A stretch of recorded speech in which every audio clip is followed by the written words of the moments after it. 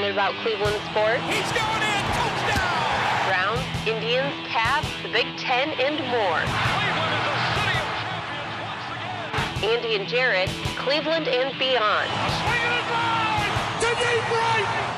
Here are your hosts, Andy Billman and Jarid Watson. And we are live on Facebook and not Twitter, but YouTube. This is the first time we're going to go live straight to YouTube. I'm Jarid Watson. He's Andy Billman, Andy and Jarid, Cleveland and beyond. And this show is brought to you by Waiting for Next Year. Check them out, original Cleveland sports reporting at waitingfornextyear.com. After a long break, let's get excited for new uniforms! New uniforms! New uniforms! Dude, is that really a thing that we get really this fired up about new uniforms? How about wins? Oh, well, hold on to this. Just hold that thought. All right, anyways, new uniforms. That's one thing.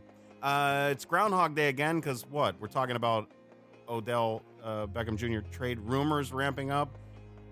Paul DePodesta says that's going to be a no-go, folks. That's not a thing staying around.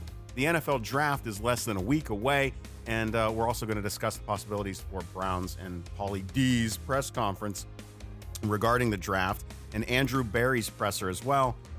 Switching over to Major League Baseball, the rumors are heating up about possible cactus and grapefruit leagues. How does that impact the Indians if they do play? And Tito, he did an interview on WKNR, and we'll talk about that as well. Behind a paywall, but we'll talk some inside stuff. But first, it's time for the most exciting time of the year for all of us Browns fans. Draft day is almost here. Almost as exciting as uniforms. I'm going to trump you on this. I don't even like saying that word anymore. Sorry. I'm going to jump over you on this and say I want to discuss uniforms really quickly, Andy, because I want to get it out of the way. So here we go. Cleveland Browns uniforms. Cleveland Browns. Andy, these are my two things. One, every time we have uniform discussions or new uniforms come out with the Cleveland Browns, we have a bunch of blue-collar workers, dudes that I love, guys that I love to be around, guys that are working their asses off 40, 50, 60 hours a week, doing their stuff, coming home. They're Browns fans. They're gritty. They're tough. We always talk about the grit in that area, Northeast Ohio tough. And then we have them all getting so bitchy out of nowhere when we're talking Browns uniforms. It's like, I didn't like the design. I didn't like the... All right, so that's number one, Andy. Number one is when uniforms come out for the Browns and they get all this hype going around them and all these conversations that happen on local Cleveland sports media, guess what? That turns me off. A bunch of dudes who have no idea about fashion to begin with bitching about the Cleveland Browns uniforms, which never really changed that freaking much. Number two, I think I kind of forget number two, which is normal for me. I forget about exactly what I'm talking about a lot of times. Jarid Watson. And it pisses me off because I get hyped up on one thing and then I forget about the second thing. Son of a bitch. The second thing, what was the second thing? Because I've talked to you about it multiple times. The second thing was, what? I mean, let's leave it at this. They actually do look okay. These new ones, they look nice. Hi, everybody. Happy quarantine season to everybody out there. So to pick up on Jarid Watson saying, here's my shit, please. So here's my basic four things. Number one, I'm old school. Jared's old school. We're all old school Browns fans for the most part, unless you're under 30. So if you're under 30, I'm going to get to you. Hold on. But let's get to the class in this wavelength of 30, 31 and up, okay?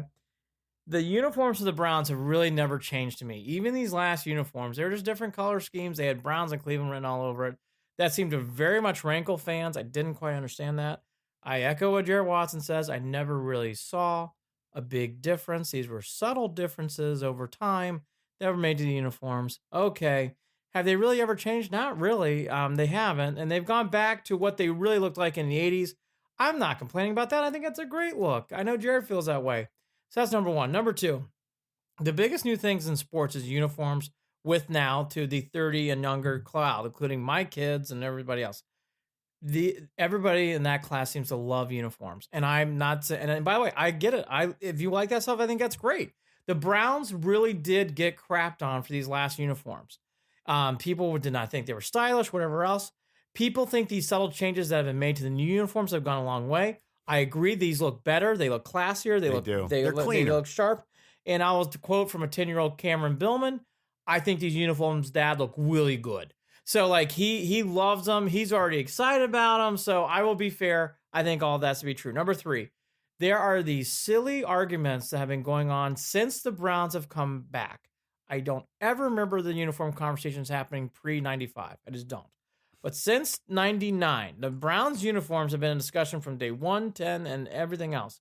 It's like everyone is Browns fans. We seem to get into this. I'm with Jared. I don't care about the uniforms. They all look the fucking same. This is it, Andy. This is what leads me to my second thought that I forgot about for some reason. It doesn't seem like something I should have ever forgot about, but here's the deal. We hype these uniforms. Who gives a shit?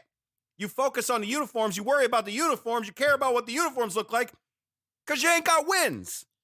Because you ain't got wins. When you win games, no one gives a fuck what you're wearing, okay? Thank you. So I want to hammer that home. No one gives a fuck what you're wearing. When the Bulls started winning with Jordan, guess what? They stopped changing up and making little changes with the Bulls uniforms. You know why? The Bulls started winning. All right. When the Celtics won from day 1, do you think they ever changed his uniforms? Nope.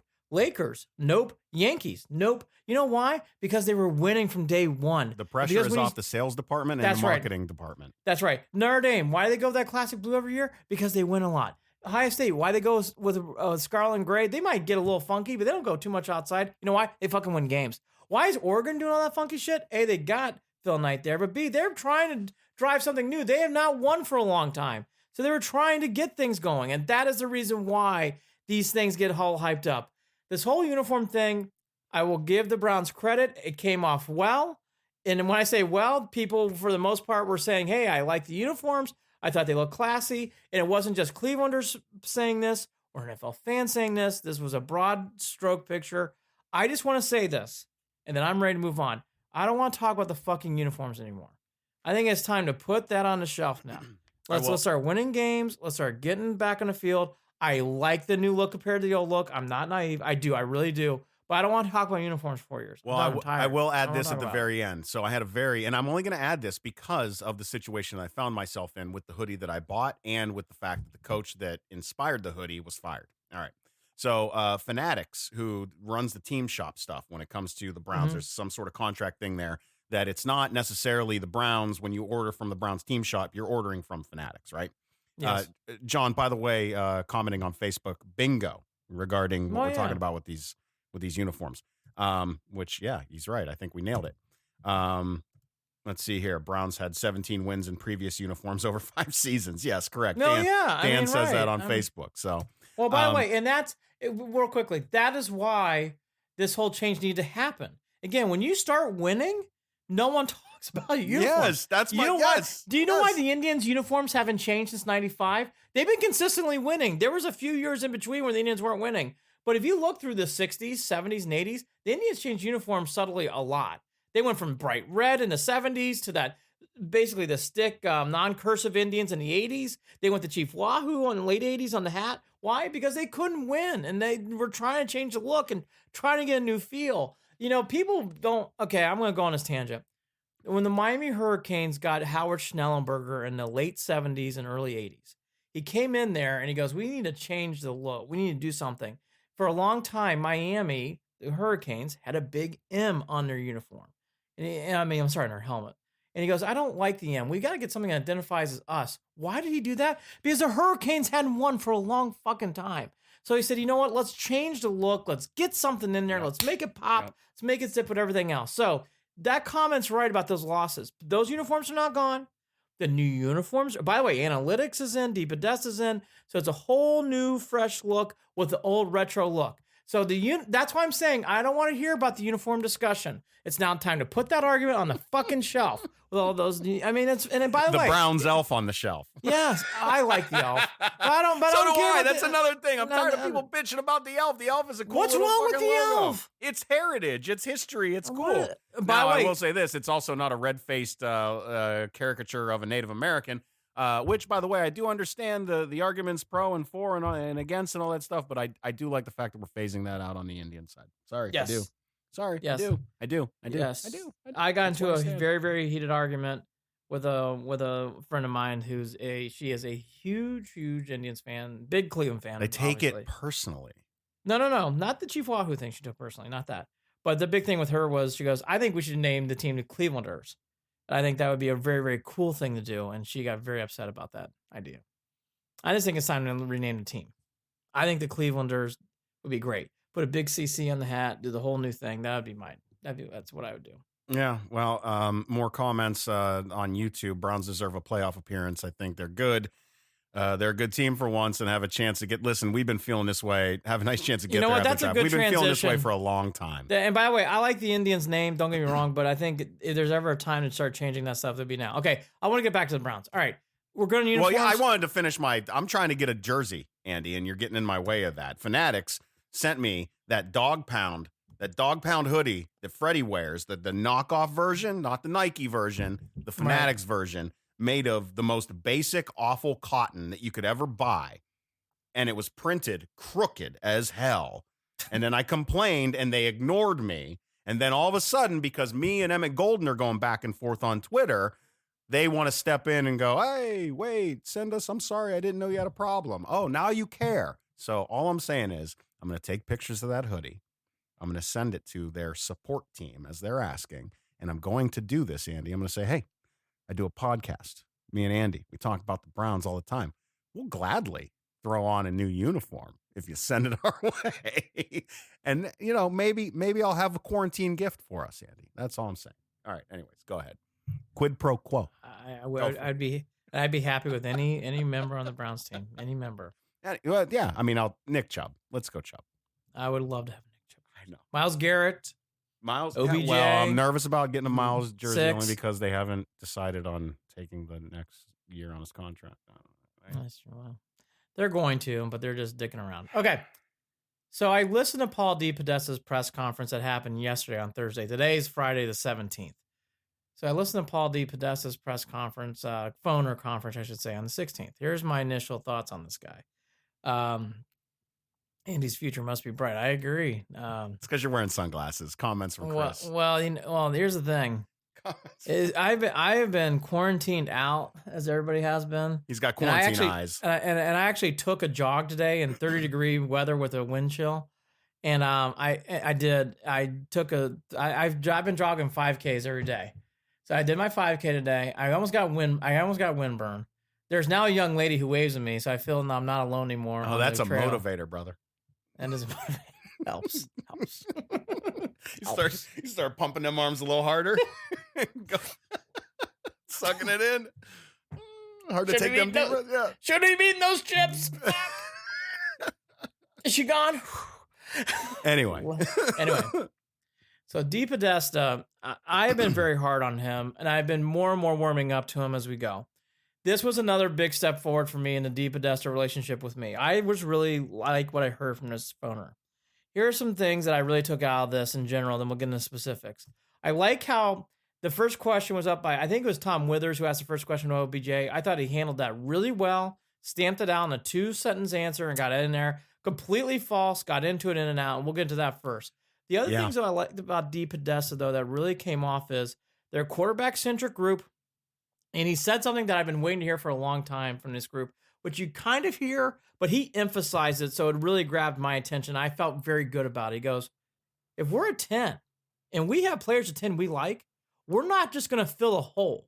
We are taking the players that are the best players at 10. Right. We're going to, and I, by the way, I know someone's going to get people get itchy about that, but I like hearing that. If you have Jared Judy as a very high-ranking player, and he's there at 10, and yes, you need a left tackle, but he's that excellent wide receiver from Alabama, who I really, really like.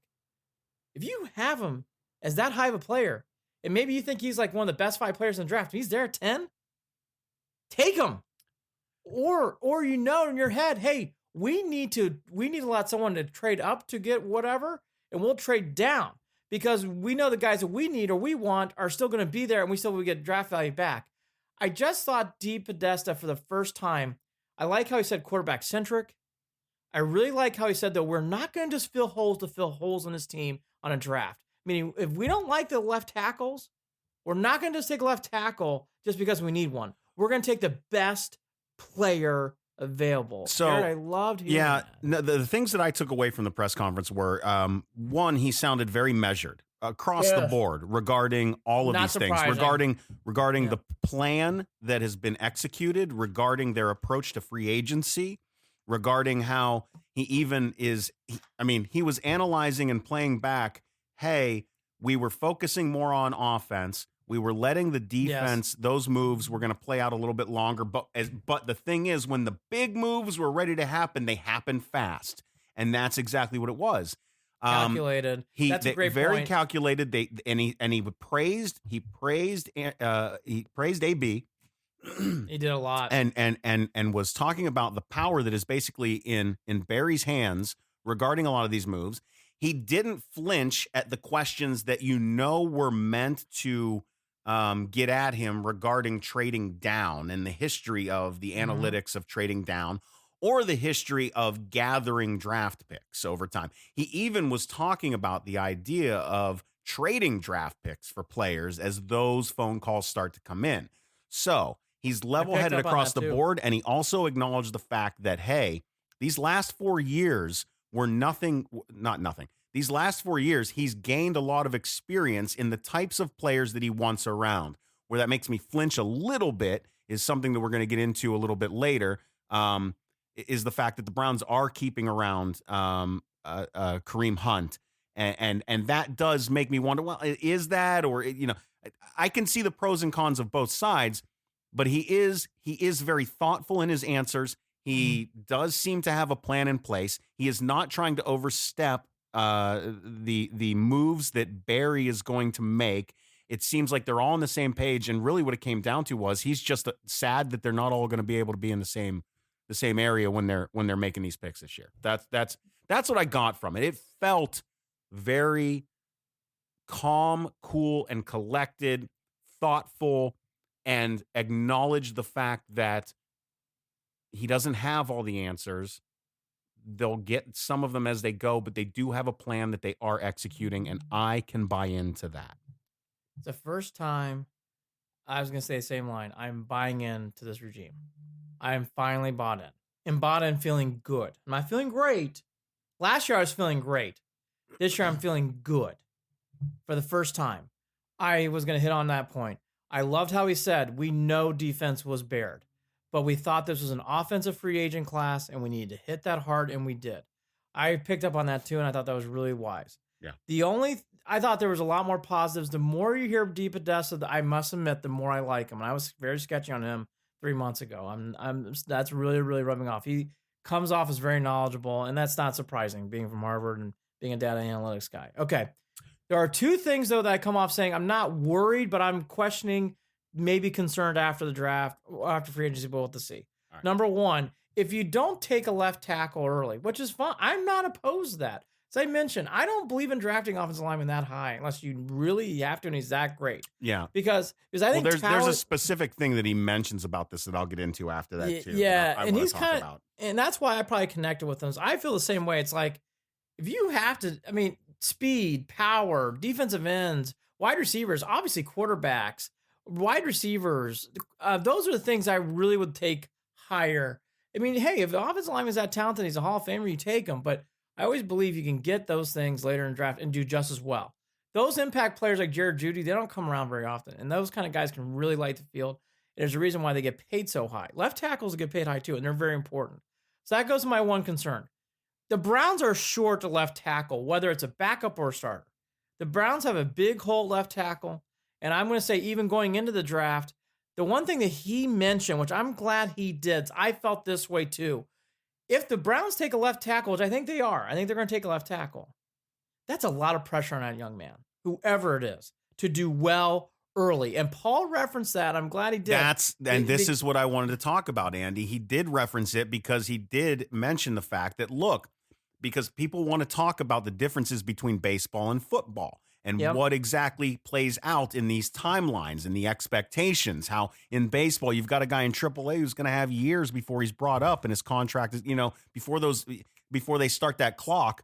on a guy when they bring him up to the majors. Yep. It doesn't work the same way. Those expectations are dumped on a kid as soon as they're brought into the NFL, and it's not always fair. These guys need to develop over time too. Yes, they do. Yes, they do. And I'm going to go a step further. The Browns are not set up for success because it's either all or nothing. If you make Andrew Thomas or this kid Wirtz or McDowell Becton or the kid Wilkes out of Alabama, you're putting them in a position where they either pass or fail. And that's not fair. No. That's not really what this is about. Like, look, I get it. If you have them start, like, meaning you need to get someone in there just propose if the rookie's not ready. You need to get some sort of, like, I get it. It may be a third-tier left tackle. Okay, it is. But you got to have something there.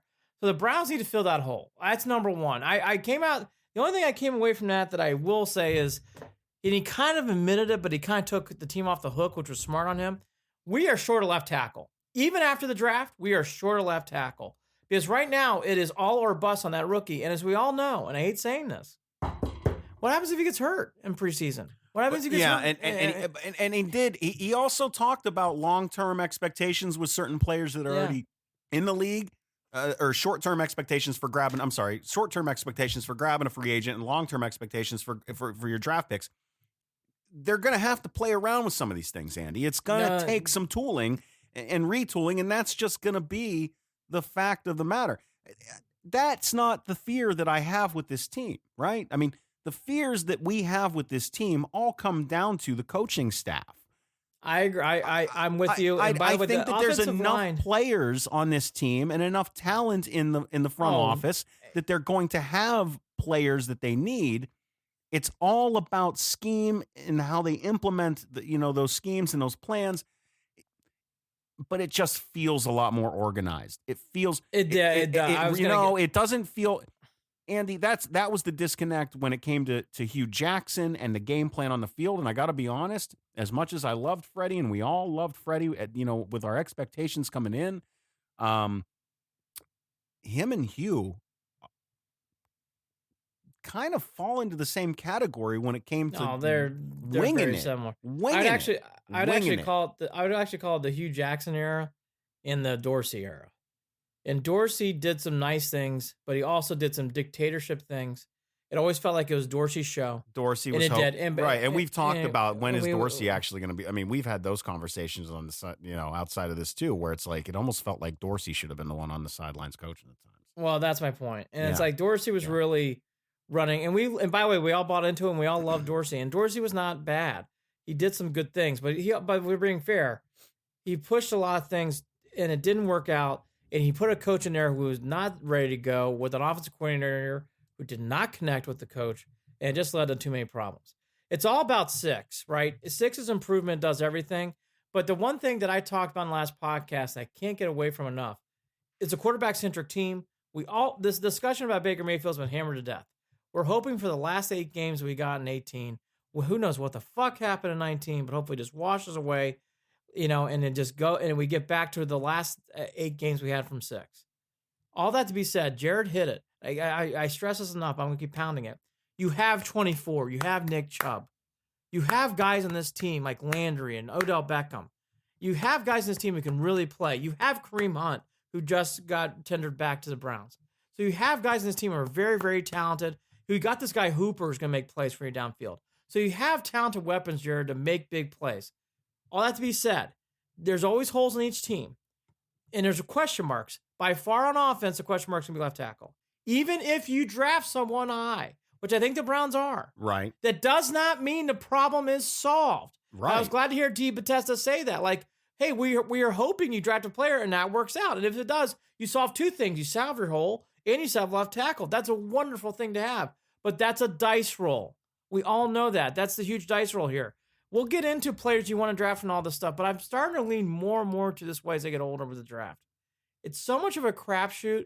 All these guys are crapshooting kind of players. We've all seen it. We all taken the dice, whatever else. We all have our beliefs. Sometimes we're right, sometimes we're wrong. But in this case, I'm glad to hear the Browns say this. They can't put on the hook Andrew Thomas. If you draft Andrew Thomas from Georgia to be the left tackle and he stinks and the whole team stinks, it's his fault. Because there's going to be a lot of pressure on this young man to perform high at a very, very early time in his career. It isn't like he's going to left guard or right guard. He's going to left tackle. It's a lot of pressure. Well, A lot of pressure. let's slide to this when we're talking about pressure, whether it be for a player, whether it be for the coaching staff, whether it be for DePodesta. This pause that we're experiencing now around the world, in this country, in Connecticut where Andy is, here in Maryland where I am, in Northeast Ohio, and in California where Paul is going to help at the end of the day regarding the forgiveness that is given when it comes to some of these things not playing out as planned. I will say long term, this could help the Browns in regard to establishing and setting the foundation that they need to actually have their shit together. I don't know. Instead of the usual tempo that we run into with the high expectations, the rapid buying up of jerseys, the rabid fans that are running into the stadium week 1 and the ones that are trying to sell their tickets for $5 week 16.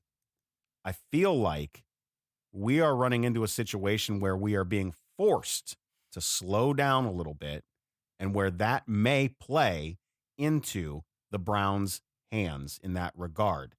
And that goes into the draft as well, which we're going to talk about later too, regarding the fact that the way that this is playing out is so strange that everyone's on the same playing field.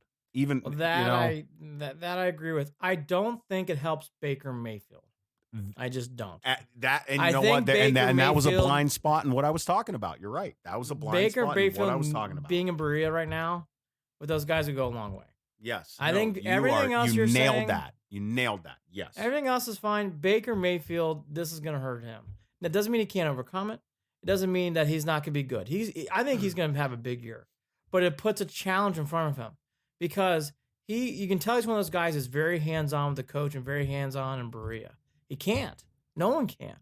So, here's to what Jared's point that he's alluding to. No talk about Odell Beckham Jr. for, coming out for things that you don't have to come out for. Because you know what? No one's going to him. No talking about, hey, how's Landry's hamstring? Well, we're not going to be talking about that. You know why? Because, you know what? No one's playing right now. So all these things kind of get pushed to the back burner. Things that naturally happen in Browns land, usually after the draft, where we start counting catches and practices and stuff. No, that's going to happen. I think that's one-handed. We do. One-handed. We do. Instagram videos. We do. Practice catches. We talked about the part 1 of the preseason Browns review. We do. So all that stuff's not going to be here this year, which I think is good. So I think all that to be said, I think that is a good thing to what Jared's alluding to.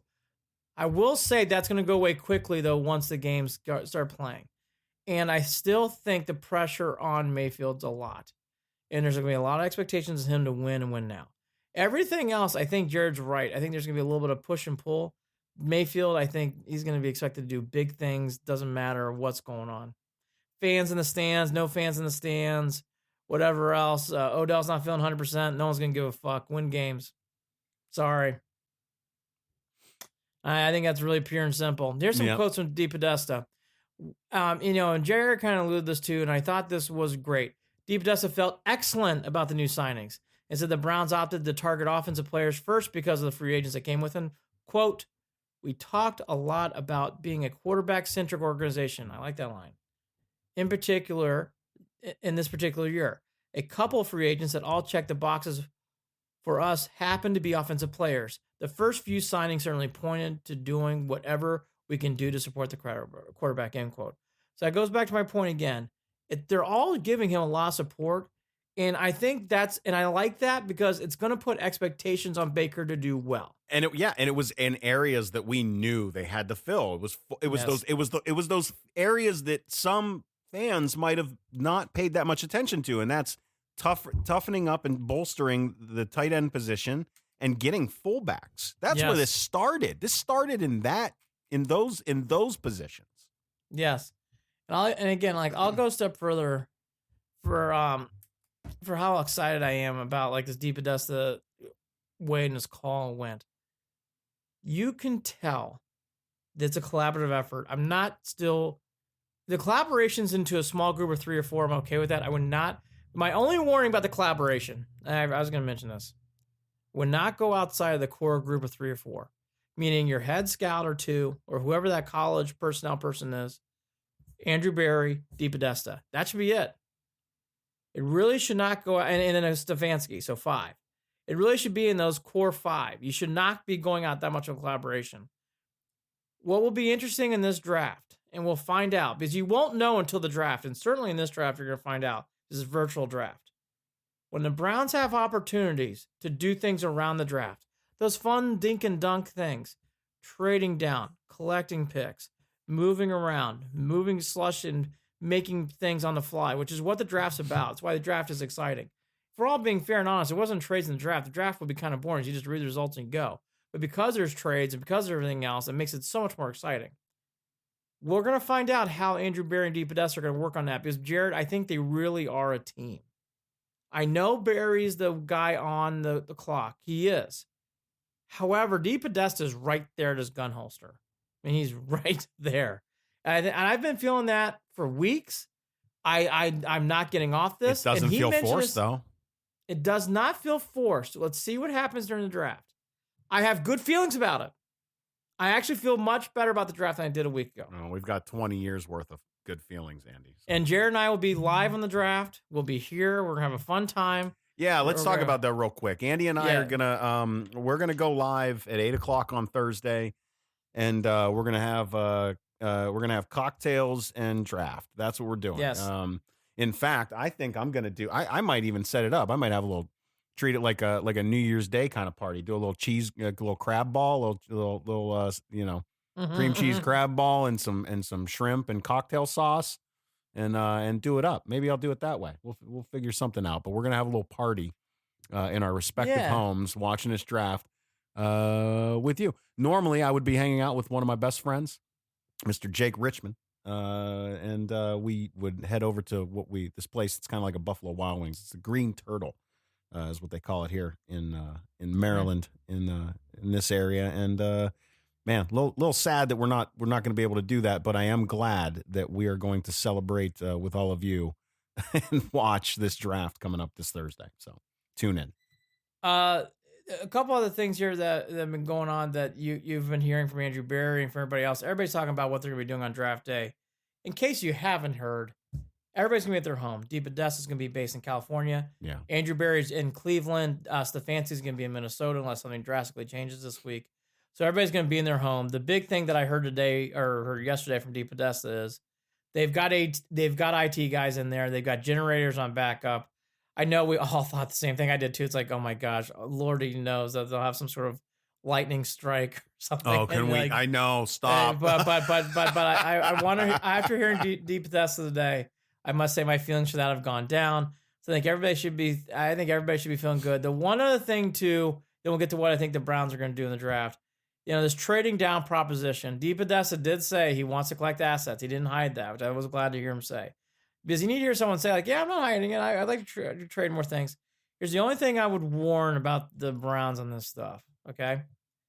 Again, if you're going to trade down just to trade down and collect draft picks, I'm not happy with that. If you're trading down and still getting the player you want, I'm okay with that. There's a huge difference. I've got to be honest. In past years, I think we're just trading down and trade down. If we're trading down and we go, okay, we want Ezra Cleveland.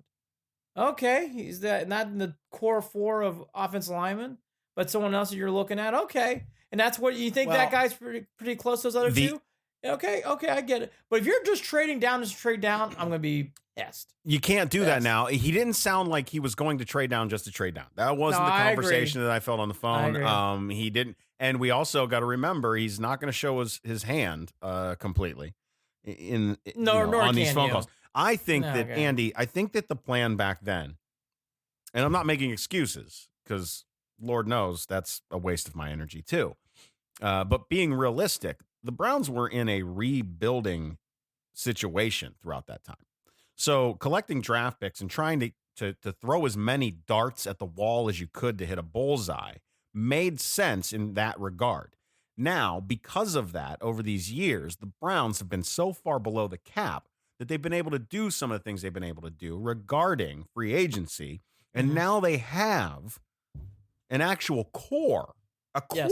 When have you ever been able to say that you have a core? You have a quarterback, you have a running back, you have a wide receiver, you have a secondary, you have a slot wide receiver, right? You've got a slot receiver.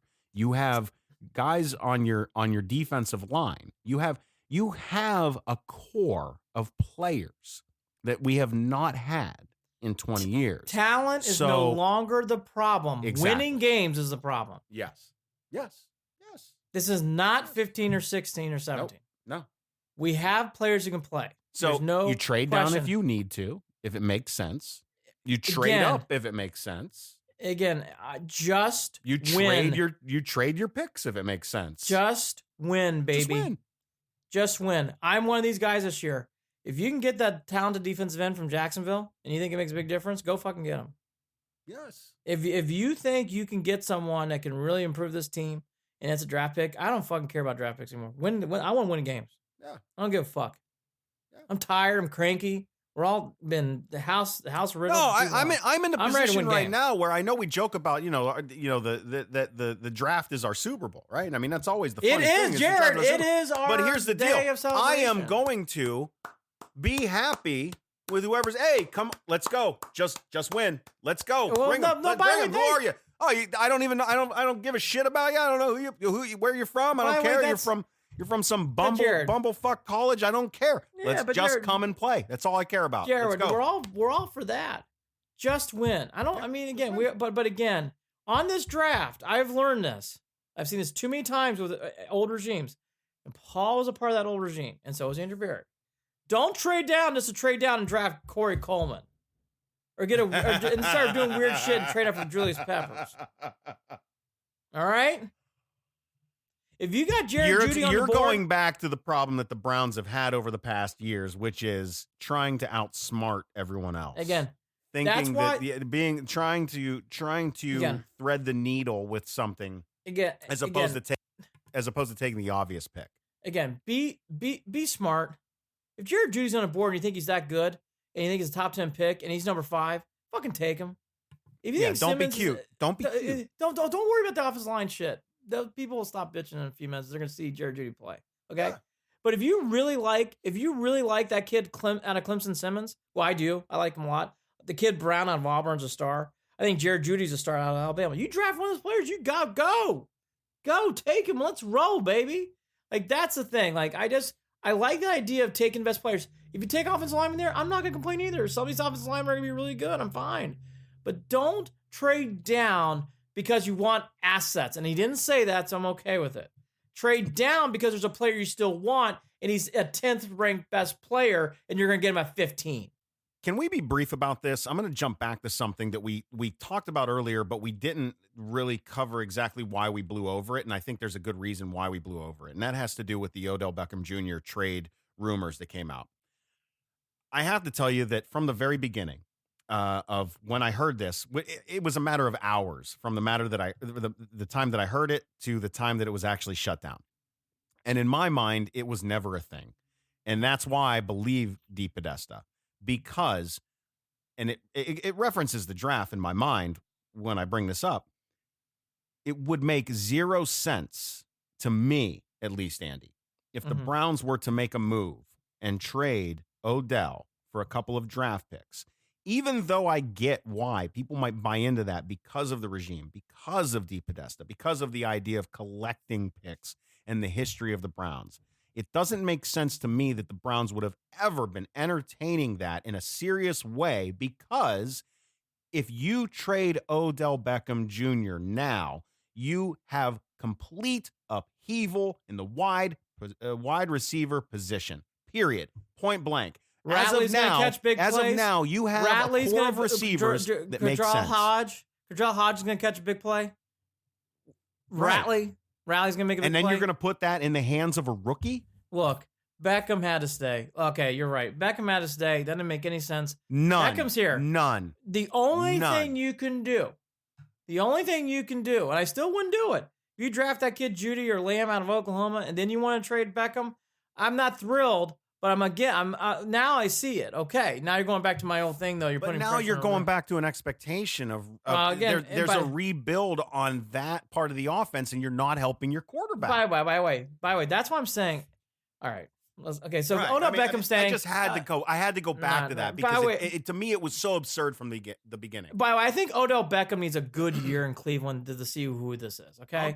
That's another issue. Last year was a shit show. We all know it. Yep. Example A's and bubble screens and fucking bullshit and turning. Well, I mean, and that's why. Well, here's the deal. Let's put it this way, Andy. At the end of the day, it came down to the fact that he was not buying into the shit that Freddie was selling, and there was a big reason why he wasn't. It was because it was a bunch of fucking bullshit, and none of it made sense. Of course. I mean, if you want to be honest, it wasn't Odell being a pain in the ass, because if I were Odell, I probably would have been more vocal than he was during the season regarding the shit that was going on. It was a shit show. I didn't discover until after the Bronco game. After the Bronco game, I knew, I was like, we are sitting in shit. Yes. And I knew after that game, I was like, he's got to go. And I never felt any differently or better about it. Hey, there's EJ, by the way. I was worried a little bit. I get a little worried when I know some of the folks that watch the show, that listen to the show, aren't commenting, and I had to check in, especially now with what everyone's going through. So EJ's sipping on a little Crown Peach, which is hard to come by in certain states. I used to have to bring a bunch of bottles home, and I'm pretty sure that EJ got his bottles from an outside of state too. So Crown Peach, TGIF. Yes, EJ, glad you're tuning in, brother. TGIF. Okay, so we're glad Odell's here. I felt very good about DePodesta. Sounds like you did too. Don't trade down. They still have to, but they have to prove themselves. I'm not in love with this. They have to prove themselves. Right. Let's see what happened draft night. We'll talk about that draft night. Okay. To speculate, because it is fun to speculate. If you're the Browns, you're a 10. Yeah. And let's say Judy's gone, which I think Judy's going to be gone. Let's say Simmons is gone. All those other guys, and actually you do have your pick of the litter offensive lineman, which I think it could be very possible. Wirfs, Becton, Wills, Thomas. Would you draft one of those guys or trade down and get that guy Ezra Cleveland, the kid out of Boise State? I'll go first. Everything what I've been hearing, the real draft guys love Becton because he's athletic. He's just a raw talent. He's big. He's 364. Runs really fast. He's your dream big dude, offensive lineman hog. Andrew Thomas was a stalwart at Georgia. Played 2 years. He played in the SEC. What else do you have to say? Jedrick Wills, again, he's a stalwart. He's in the SEC. Didn't play as much left tackles. Andrew Thomas, my God, he played for Saban, example, whatever. And then you got Tristan Wirfs, who's been falling in love with many people. He scored high on those test scores that people love in the analytic in the world. He is a Kurt Ferentz guy, and Ferentz, except for Robert Gallery, who absolutely stunk for the Raiders, most of his offensive linemen that are featured this high really do well. Wirfs is one of those guys. All these guys have been featured. I agree with everyone when I hear everybody likes a different player here or there. If I really had my choice, and I'd say all those other guys are gone, I know offensive line's the way to go. If I really, I would not trade down. I would say pick your best off. I wouldn't. I'd be at that point like, if we have our pick of the litter, you got to go with the guy. I would go with either Wirfs or Becton. I've been very, very torn on this, and I did not watch enough offensive line play out of both of these schools to say one way or the other because of what I keep reading about Becton and guys like Mel Kiper and guys who watch his stuff for a living. I would lean towards Becton because I want to hit a home run with this pick. I think he can have all that kind of quality. I know it's a bit riskier, but I would take the risk here, and I would get someone to come in there just in case if you struggle. So if you had my 4, that's what I would take Becton. Get out of Louisville. And I'm going off what I'm reading from Kiper. I'm going off what I'm reading from other draft guys who fell in love with Becton. So I'm going off what I'm reading here. I'm not going off consistency and scores and all that other stuff. And I watched Thomas play. He's a good offensive tackle, and Wills is too. There's nothing wrong with these for guys. me, it's more of a crapshoot, Andy. For me, the way that I look at it, right, it's a crapshoot with all these guys. But if I'm going to go with a crapshoot, I'm going to go with reputation. Mm-hmm. And reputation to me right now, it's Alabama. Yeah. And Jedrick Wills, to me, if you're going to go on reputation of team and draftability, no, I know. And guys that are NFL ready, then Jedrick Wills would be that guy. Yeah. But again, 6 and 1, half dozen the other. at the end of the day, Kuiper's going to have his opinions, but Kuiper's got to retool his draft analysis every 10 minutes for time. No, this is a man who's paid to talk. I have to go more on those guys because I don't watch for offensive line play in college. I know. I watch for the star positions and star players, so I got to go off what those guys say. I know. So that's why I'm going more in that direction. Yeah. I mean, I was basically alluding to what Jared said. This is the biggest crapshoot of them all. You can make an argument. Wills has been higher on a lot of other guys' draft boards. Andrew Thomas, to me, you can't go wrong with one of these four guys. Now, here's what, and that's the other big question. I'm just going to say this, and I'm going to talk about this more on draft night, and I'll save it for that. I will say, though, if you have Judy there, if you have that kid Simmons there, if you have that kid Brown there from Auburn, I would take a deep pause. Like, are we passing up a guy who could be a big player in this league and this team for a long time? Because Judy, I think, is Lamb, too, from Oklahoma. Well, let's add Lamb. Lamb's a really good player when he's healthy. I think the Browns have tough decisions. And again...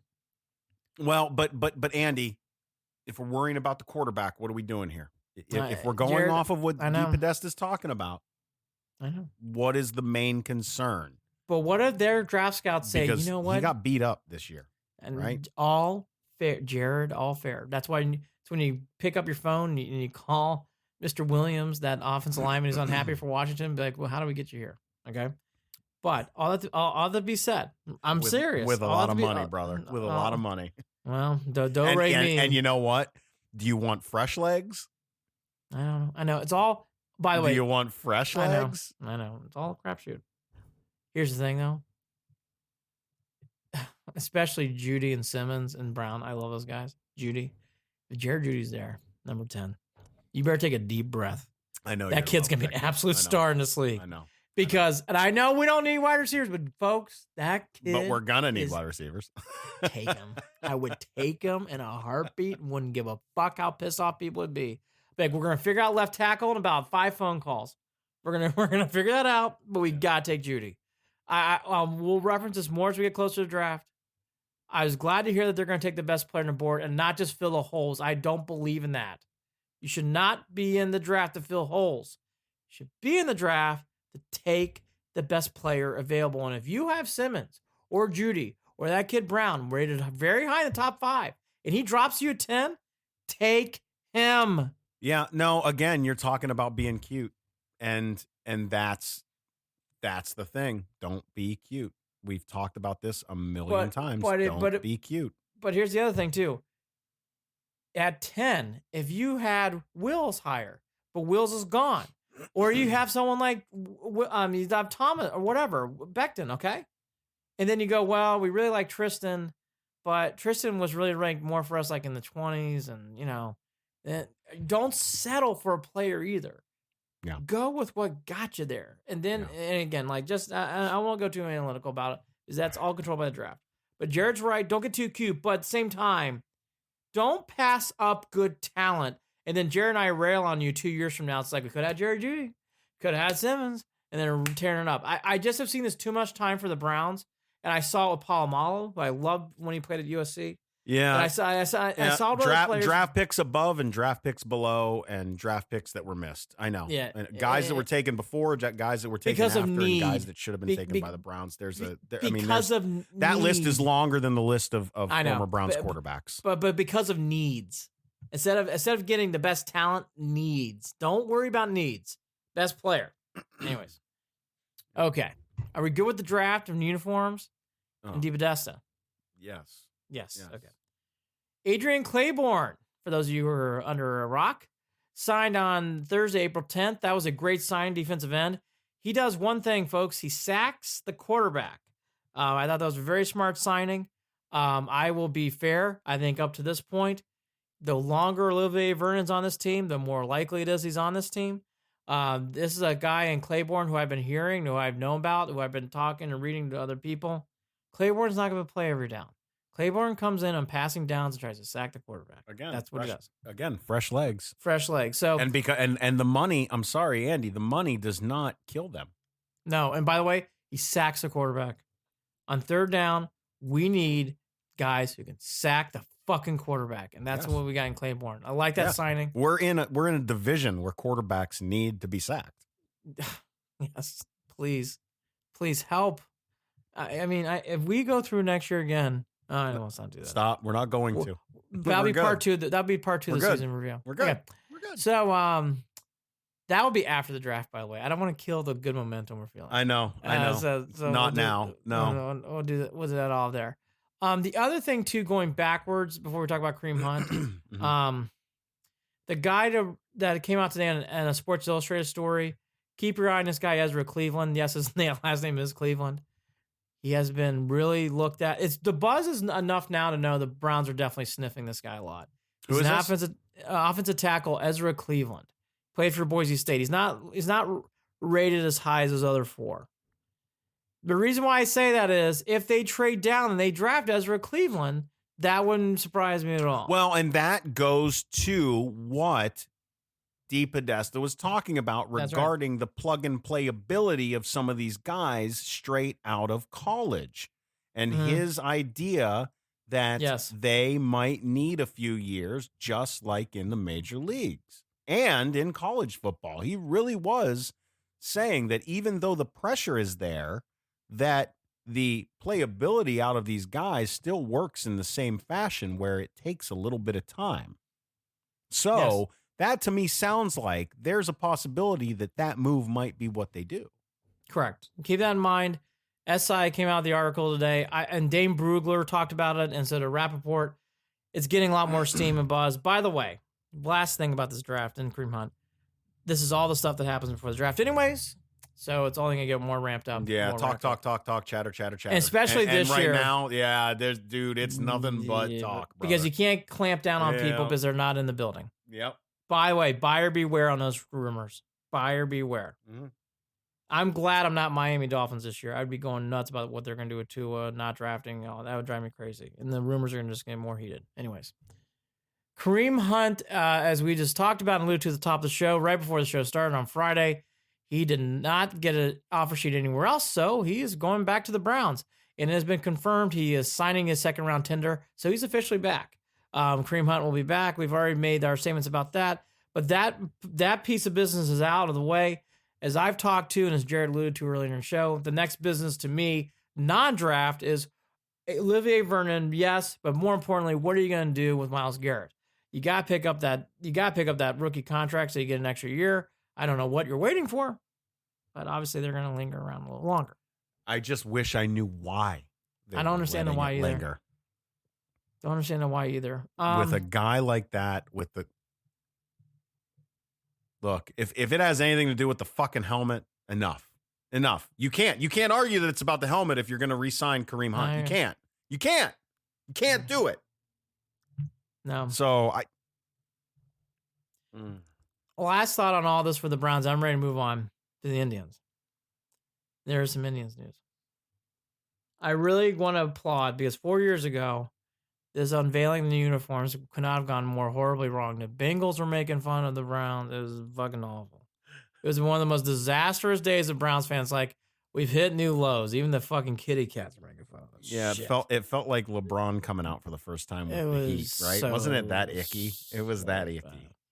I will say, I love the Steve Harvey videos. I love all these other videos of people getting the uniforms and stuff. Very good touch. And the Browns are doing a sale where all their proceeds are going to people who are fighting the coronavirus on the front lines. Yes. Nurses and doctors and other sorts of personnel like that. So when you see these emails, don't take it to heart that they're trying to make money. They're actually not. They're trying to get money back into the communities, back into people who need it. So I applaud the Browns. They've came full circle. I thought they did an excellent job with these uniforms. They pulled it off, and I thought it came off really well. Let me come full circle. When I was talking about shaming the company that's sending those out, I'm not going to do that because I would actually rather buy one of these jerseys on the first round of them and make sure that money goes to the place. So Fanatics, I might bust balls, but I'm not a dick. I can't do it. I'll pay $150 and I'll get the nice jersey, and I want that money to go to the right people. It's just God bless Andy. I can't do it. Even when I want to be a hard ass, I can't do it. I can't stick to it. Can't do it. So yeah, it's a really good thing that they're doing. And It's good. it's going to be, it's another conversation that we're not going to go down right now because it's going to be a long time. It's going to be a long time. We don't have And a enough lot of time people for are going to that. need, and a lot of people are going to need help. So Yes. On to the Indians. I don't know how to transition away from that, but yes, all that is very, very true. There's a lot that's going to have to be done after the coronavirus settles down, and that is even determined itself as a large, broad stroke terms. Cleveland Indians. We will have to see as time continues. However, all that to be said, we'll keep it on the field for right now, because that's something you and I can talk about on draft night. The Indians, injury update. Francona talked on KNR. He also did some stuff on the Indians.com website, which is a little more, it was more tighter. It was only like a minute and a half. On KNR, he talked 15 minutes. Here's the big thing that came out of all the stuff. So are you wondering about Oscar Mercado's left wrist or Clevenger's partial tear meniscus? How about Tyler Naquin, who isn't going to be on time? And Mr. Clase himself. Everyone seems to be on good health. Carrasco, he mentioned too, is going on good health. Everybody's pressing forward. Quote, we have Zoom calls organizationally just about every day in some capacity. The medical people give us an update about once a week, Francona said, end quote. Quote, Carrasco's been throwing bullpens and has been sending us video right after. He's been doing fine. Clev's doing great. Naquin's doing great. And Mercado, he's fine, end quote. So all these people have progressed. Clase is a little bit more of a unique category. He went, quote, Clase has been the hardest for our guys to keep track of just because of where he lives in the Dominican. His self-service is so poor, but from all accounts, it sounds like he feels great, which is good news, end quote. They're actually going to try to, sounds like they're going to try to get someone in these different places to try, once the time's right, to kind of really evaluate where these people are. But we mentioned this in the last podcast, this is the biggest break for the Indians. All these players are healthy now. So whenever baseball starts, which I think it will start, all these players will be healthy, and that's good. Francona also said, what's going to happen when this whole thing starts. He mentioned this a lot in both interviews, flexibility. About flexibility for everyone, managers, to players, to owners, to the league, everyone in general has got that flexibility. Quote, like always, the teams that handle adversity usually put themselves in a better chance to win than other teams. That's why I like our guys so much, because I think they're willing to handle the adversity. This would just be another area of that. Whether we play one game or 100, our mentality is we always want to win. That's the way we're wired. So regardless of what we do, you want to win. End quote. with that, Andy. My loving guy. I love that guy. With that, Andy, listen, I want to fucking hug him. Right? I want to fucking hug him. I want to kiss him on his cheek. I want to rub his bald head, and I love him too. Love him. But let me ask you this. Because this would be the ultimate in Cleveland things. Sure. Let's say that Major League Baseball does their Grapefruit and Cactus League rundown. Well, talk about that. What is that? Let's say, let's just wait a minute. I mean, some people know it. We'll get to it. But let's say that Major League Baseball plays their entire season without fans in front of them. Mm-hmm. Let's say that we're just watching it on MLB TV or on STO or however we can watch. And let's just say that the Indians win a World Series. In Arizona. In Arizona with no fans. Against the Yankees. Is there and a you can't pour into the streets and celebrate. With your mask on. And you can't have a parade. Yes, you can. Wouldn't that be... Shut up. Don't encourage bad behavior. Well, social distancing. They'll tape... I'm making a joke. I know. They'll put duct tape every... Yeah, you stand here. You stand here. 6 foot stand blocks for everyone. Can you imagine taped that out. poor soul who's like duct taping? You stand here. But the thing is, as well as the All-Star game was run, the city of Cleveland would try to do something. I think they would. Look, so what Jared's alluding to, there was an article by Bob Nightingale of USA Today that created a lot of good buzz, and I say good buzz. Yeah. Because there's some discussions about many things. This is one of the many plans MLB's been talking about.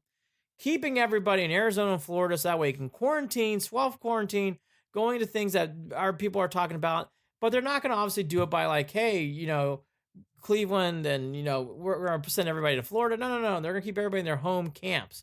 So here would be the Grapefruit League. And these are all teams of spring training in Florida. In the North, Yankees, Phillies, Blue Jays, Tigers, Pirates. In the South, Red Sox, Twins, Braves, Rays, O's. That's a fucking brutal division. East Coast, Nationals, Astros, Mets, Cardinals, Marlins. In the Cactus League, it'll be, and so now that's your Cactus, that's your Grapefruit League. Right. That is now we'll call it AL. Yeah, Now that's your AL. Are they gonna? But wait a minute. Have they even talked about pitchers pitching and pitchers hitting? Everybody's DH. Everybody's DH. Everybody's DH. Everybody's and DH. let me just say, By the way, that it proves the point that the entire league should have a DH. By the way, that would kill the pitchers hitting.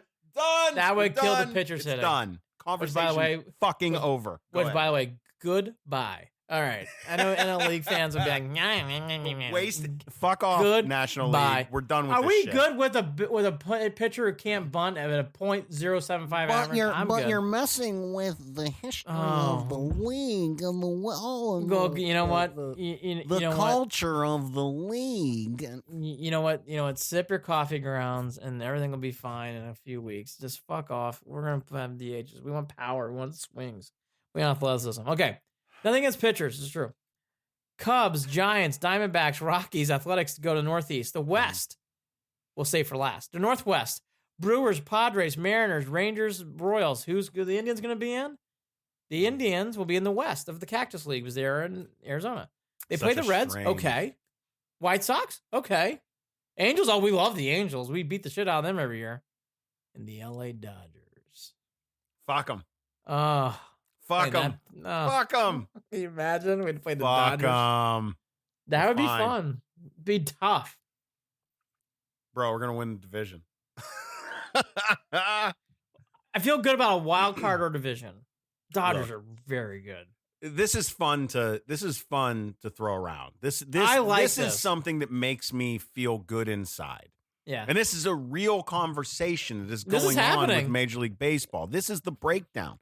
This is how it will work if they're able to do it. And let's be real. There's no way that DeSantis in Florida, the governor, is going to shut it down because, well, he clearly doesn't give a shit. By the way, as of 40 minutes ago, the beaches are open. Well, you got WWE down there anyway, so, right? And Arizona, same thing. Now, there are real concerns about some of this stuff, even if they're able to pull it off. Of course. Part of that has to do with guys being able to basically, when I say quarantine, I mean, the same as we are, Andy, keep themselves in their hotel rooms, right? Yeah. And to themselves. It's going to have to be very isolated with how are they going to do that when it comes to bringing in spouses, bringing in kids, bringing in some of their lady friends, with that situation. So that's one. And two, you've got a guy like Tito. You've got a guy like Tito who we know in the past has had heart issues and who is going to be reserved when it comes to his love of the game, his anxiousness to get the game going again, and also the realization that this is not something he wants to fuck around with and take big chances with. There's real conversation. We joke around and we laugh and we love the idea of it, but there's very real consequences that come with whatever Major League Baseball decides at the end of the day, right? I think baseball will, though, be ahead of it. I actually think baseball is very responsible, and baseball will have everything checked out and ready to go. I really do. Like, I know that sounds naive. That doesn't mean someone might not catch something, but I do think Major League Baseball will be out in front of us to the point of like, hey, let's quarantine, let's get people in hotels, let's get people cleaned out of these locker rooms every day, make sure everything's going on with their health codes, and everything will be fine. Jared's right, though. There's a lot that goes into this type of thing. They've even discussed the matter. There'll be no pitchers and mounds with the pitching coaches, or with the managers, so there'll be no visiting on the mound. Obviously, too, was strike zones. These are all changes that needed to happen too. This goes along with the DH This game thing. is going to pick up, which it needs to do. The other thing, too, which will be nice, is no more strike zone controversies. Why? Because they would have Cyclops come back, the strike zone robotic thing, where the strike zone would be called strikes, and I think that would be a great thing. Love that too. So, and by the way, that's needed so that way forcing the hand. So that way the umpire's not behind the catcher, and that way there's some social distancing there too. Mm-hmm. I think all this is very good. They've also mentioned too they're going to have players up in the stands, so that way too, so that way social distancing is not just going on the dugout; it's going throughout. Okay. So that way people. I actually wasn't. I was curious about what they were doing with that. So I like that. I didn't read that. Everything's Yes. everything's being discussed in that matter. Like I said, check out the Nightingale article. We'll stop right there because obviously we don't know, but he brought this up and I thought it created a lot of conversation in my little world. I think it's interesting. And by the way, I don't think it's that far-fetched. I think this is something that could happen for a year where you go say, you know what, even if you go back to your cities, they're not going to just dump these leagues. They start off with it. So there is a chance this could be the way it's going to be played in 2020. And as Francona alluded to, as we all know, they're not playing 164. So in any way you chop it, it's not a normal season. And for obvious reasons, but even on the field and in the game, it's not a normal season. Everything is changed. But you know what? If they're able to pull off a season and they're able to have a World Series, I'm going to be real about it. I'm an emotional guy. I'm going to cry like a baby at the end of it all. Do it. Right? It's going to be one of the most celebratory moments in my sports life, no matter what happens. And by the way, can you imagine, too? It'll be like the tournament. They have games going on. They are talking about this. Games going on at 11, 11:30, noon, 12:30, like throughout the whole day. Yes. That would be cool. The only thing seven inning double headers, Andy. Yes. It's like fucking Sandlot, brother. It's like fucking Sandlot. And I love it. Great. I know. This is the odd thing. Of all of the leagues, Major League Baseball is the one that's giving me the big warm and fuzzies. And Major League Baseball's done a really nice job. Major League Baseball has done not a very, very nice job. So anyways, that's that. I was glad to hear from Tito. I'm glad to hear everybody's improving from their health. And again, Bob Nightingale, USA Today, kudos to him. That was a very good article. It came out about a week ago, that being on April 10th. Yep. Okay, real quickly, the NBA. They have discussed today, again, this is April 17th on a Friday. The NBA and the NBA Basketball Players Association have agreed to a plan to withhold 25% of each player's paycheck beginning May 15th. The league and players announced on Friday. The agreement clears the way for a gradual reduction in players' salaries and should force the provision in the collective bargaining agreement to be enacted with the cancellation of regular season games. Players will receive full paychecks on May 1st. There has been no discussion so far. There's no imminent plans for any kind of cancellation of regular season games to be played. The unions informed the players that it could be until the middle of summer. They're saying June 15th before players know, cancel or not. And how many said, for all the positive bright spots, and we have the NFL draft, and you got the MLB and everything else, NBA is in the dark. This sport's really going through a lot of different stuff right now and trying to figure out. But they're being realistic about it. They're not trying to force anything. They're being realistic in their moves at this moment. The problem is there's nothing to feel good about at this point, right? Like this is a very scary situation where you're going from a very cash-rich league that was on the verge of having $30 million plus dollar deals to multiple players on teams, right? I mean, that was the trajectory of this league. And now it is frozen in its tracks, but they are not coming out with PR trying to blow smoke up anyone's ass. It hurts too that they have, I mean, I'm not a health expert by any means, but I think it hurts that they have a roof to play under. And there's no opening. Yeah, a roof and there's no way to social distance as fans, and the air is all circulated. Yes, yeah. And the NBA NBA's got and the issue with China. They're gonna get out of it. They'll be fine. The one sport that I don't want to go too far down, but I feel for is I know a lot of fans love the sport, and I do enjoy the sport. I'm not a fan, but I enjoy the sport is the NHL. I think hockey is also gonna be another one that's gonna have a very, very hard time getting back on their feet. Yeah. And same. It's not something that I even really think about, to be honest. It's not on my radar. It never has been. I've tried. I tried when CBS started or NBC started doing the puck tracking back when I was a kid. And no, I never bought in. But for sake of conversation here, the NBA, I guess what makes me feel good, if I have to find silver linings, it's that the Players Association agreed to these reductions in spending. Here's what I would like, though, Andy, and hear me out on this, because I know Mark Cuban is a big proponent over trying to make smart decisions regarding everything that's going on right now. He's actually, I mean, he's sounded off a few times on Twitter. We're paying so much attention to players who donate money, who take pay cuts. We're talking about 25% reduction in pay. What are these fucking owners? Where's any of the conversation regarding their philanthropy, their responsibilities regarding eating up some of the pain of these times? Is there anything that's been talked about? I'm not even going to say that they're not doing it. I'm not going to make a claim. I know Gilbert, that these guys aren't eating a little bit of shit. But what I'm saying is, where is the evidence of the shit eating? Where is the projection of solidarity with everyone regarding what's going on? Where is that at, Andy? Where solidarity is that? Where on, are we at I don't on know if that? I understand your point. Solidarity on what? I I'm almost sorry. feel distracted. Solidarity on like owners helping out, or well, where is the yes.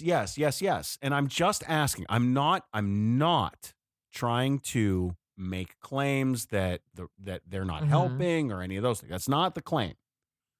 But what I am saying is, in regard to PR, in regard to seeing it in front of me, what exactly is going on with some of these folks? Are we gonna hear anything or see anything? I guess I'm just saying it because right off the bat, you see players like Kevin Love donating a bunch of money, or you see folks that are like the Myles Garretts of the world going out there and donating time, and you see it's tangible, Andy. I guess it's tangible is what I'm saying. And I'm wondering when a league like the NBA that was so cash rich and that was in a position where they were in a trajectory that was through the roof, and now we know that there's this pullback, and now we know that they're reducing pay by a quarter here for these players. I just want, I guess maybe it has to do with leadership. Hearing somebody stand up front saying, and maybe it is because Mark Cuban is such a different type of owner. I think the NBA's that you don't. I was gonna say I think the NBA. I know it's a very, difficult very, conversation, very tough spot. But I know Gilbert and other owners have been really helping out and pitching in cities. I'd have to look specifically at what those are, but I know that was said. Right, and I think the NBA is a Dan very Gilbert is helping. I think it would help if we knew more about it. Jared, here's the problem. I think NBA it is would not help. easy. These other leagues are much more easy to open their book and figure out. Season hasn't started. Here's what's going on. Money coming in, money coming out. In the NBA, they had a weird start. China lost a lot of money because their China-East cable deal went down. Then they had this thing. I think they're trying to figure out their books before they staff. I feel horrible for the NBA. They are in a. I said this from day. Same. I didn't want that to get, and I knew that was going to be a difficult thing for me to say and not come across as being I hate rich people type of comment. That wasn't where I was going with it. I think I'm just I'm trying to look at the macro. I feel like I'm looking above and down on and seeing some areas where we could hear a little bit more. We could see a little. Here's the only thing I'll say. That's all. In the NBA right now, they actually need to stay very, very quiet on purpose because they got a lot more challenges ahead than these other leagues do. The PGA coming out, I get it. Okay. Right. They're not, and like I said, they're not blowing smoke. No, they need to. I appreciate that. And I said the NBA is doing things NBA based is going in to have reality. to make some very hard decisions soon. And it's not going to just be laying off and furloughs. It's going to be. I just care about perceptions here and the perceptions of people, when things get tough, that certain people are going to run away to their bunkers. Yeah. And you don't want I know. Okay. You don't want those perceptions. I guess I'll say this about the NBA. I think they're in an impossible spot. That's how I'll put it. I think the NBA is in an impossible Yeah. spot.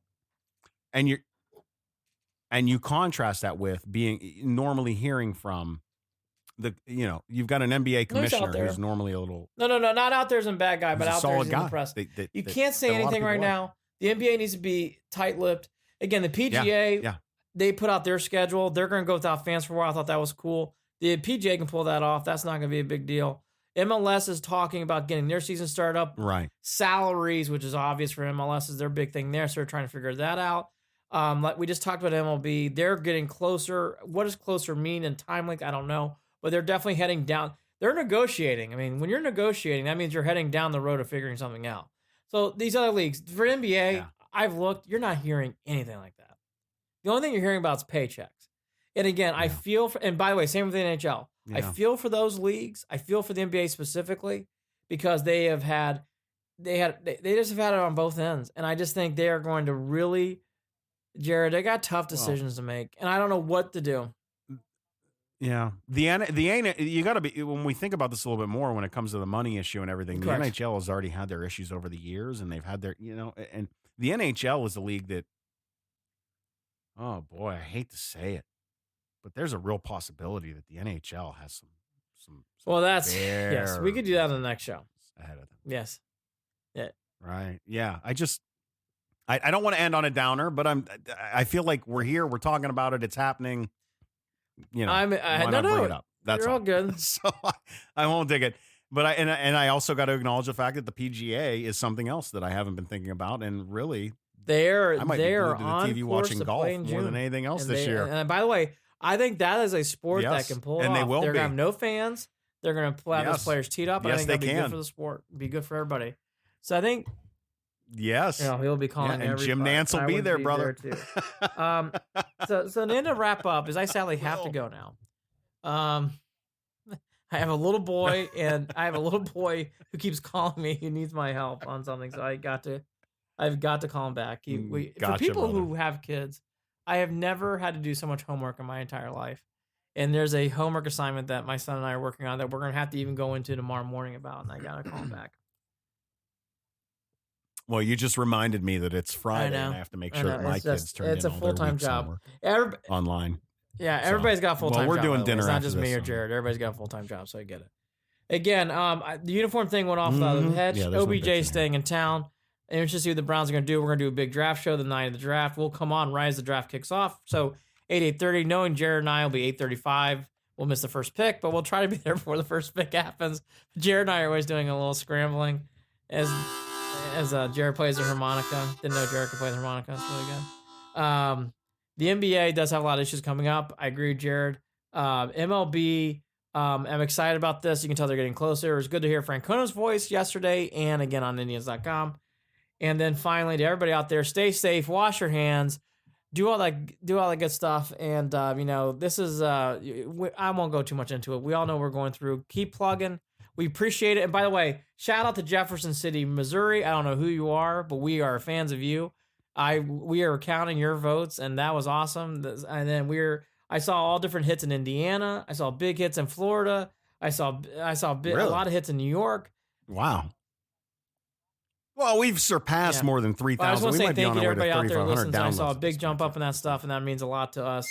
And shout out to Paul Flynn. We might have him on. He's a wine expert from Bev Mart. He's gonna help us. He's gonna help us get through some wine brother. moments.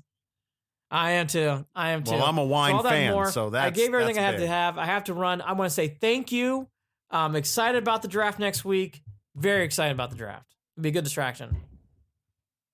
Well, I'm going to go ahead and wrap this up with saying, hey, the whole reason that I'm doing this right now is because I'm going to tell you right now that I hope you all find a new hobby and something to do while you're bored sitting at home. I bought myself a little harmonica, and I'm going to be working on learning a little bit about that while I rebuild my badass Fender Stratocaster and add a couple of new pickups on that. And I continue to play guitar, something I haven't really done in about 20 years, even though I spent a lot of time when I was about 15, 16, 17 playing. I finally picked it up again. I've had this Strat for a long time, so I'm finding things to keep me busy, Andy, and that's what I'm doing. Also, shout out to Homage. Everybody loves Homage. over there, Columbus, Ohio. I bought my Ohio Strong shirt that they're putting out right now. They sent me this pack of Don Russ baseball cards from 1990, my friend. This is the pack, Andy. This is the first year. I'm showing it on screen right now for everyone watching live. For those of you listening to the podcast, it's the orange pack. I believe that's the year 1990. I have the entire set at home at my dad's house back in Ohio right now. And God bless that brand. I love homage. Pay homage, my friends. Check them out, of course. Them, GV Art, Cleveland Clothing Company, Youngstown Clothing Company. All of them keep me stocked in beautiful T-shirts, and I'm rocking one right now from one of those brands. Hey, don't forget, shoot us an email. I don't even know Andy how and you Jarid. did breathe. Oh my gosh. Fuck 'em. Just buy them all. Everybody loves. Yeah, just why not? I'm debating on do I open this pack or do I not? They used to have those. I saw that. I know I saw one of that. them is I a saw the puzzle wrapper. piece that's going to build a painting. I And don't isn't it know. a Julio Franco or something? Which I heard isn't Julio Franco. Wasn't he kind of a jerk? I don't want to get into that right now. Anyway, I don't know. I've heard stories about Julio Franco. I don't know. Anyway, let's not. Oh, I think it was Ken Carmen talking about it. We'll leave it there. So email us, andyandjared@gmail.com. Shoot us a message on Facebook, facebook.com/Cleveland and Beyond, and on Twitter @CLE and Beyond. Don't forget, we are brought to you by Waiting for Next Year, original Cleveland sports reporting at waitingfornextyear.com. He is Andy Billman. I am Jared Watson. Andy and Jared, Cleveland and Beyond. Enjoy your booze, because I know you are. Mm-hmm. Enjoy your evenings. Enjoy your days. Enjoy the fact that you're waking up healthy and safe and strong at home. And hug your kids. Hug and love on your loved ones. Be safe. Take care of each other. Don't get complacent. And don't get riled up by the uncertainty of things. Remind yourself you're doing this for a reason. Stay safe. Take care. Cameron Billman, I'm calling you right now.